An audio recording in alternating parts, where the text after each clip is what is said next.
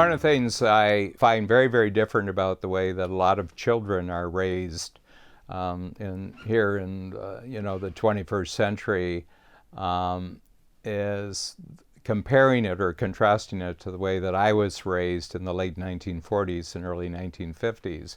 And I remember I grew up on a farm. It was about an 80-acre farm, and it had I don't know, somewhere between 15 and 20 acres of woodland behind it, and woods.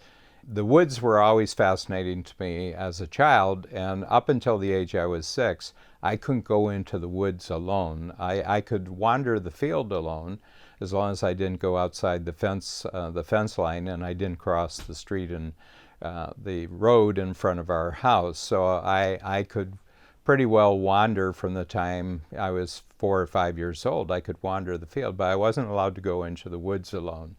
But on my 6th birthday, I was given permission to go into the woods alone. And I'm one of 7 kids, and I'm the 5th child. And I just happen to have birth order on both sides of me, where I've got a lot of years to the next oldest, and I have a lot of years to the next youngest. And so I was home with my parents, and we always had dogs, and the dog at the time was a collie dog. And wherever I went on the farm, the dog always went with me.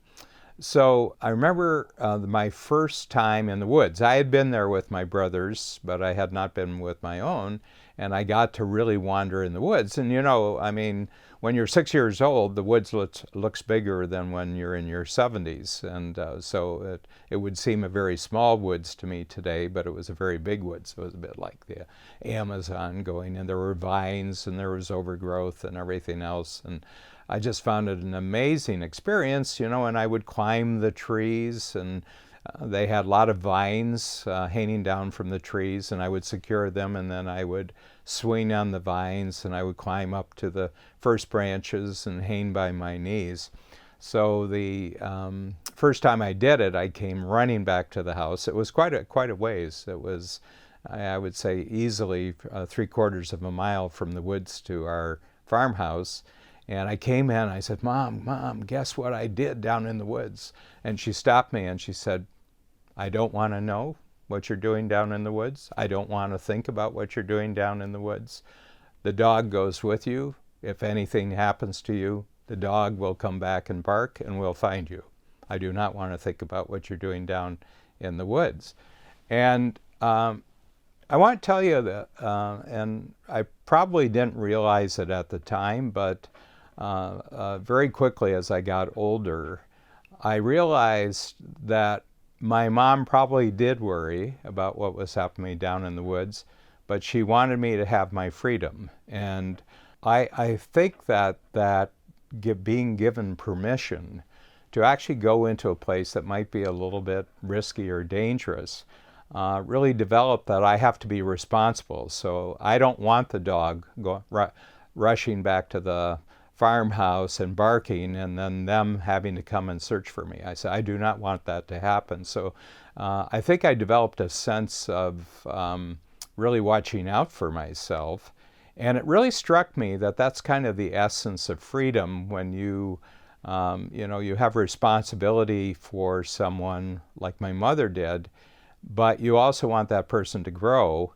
And I'm so struck today by all the stories of parents being desperately scared of anything that's going to happen to their children, and therefore the children are always protected and all their activities are organized and supervised.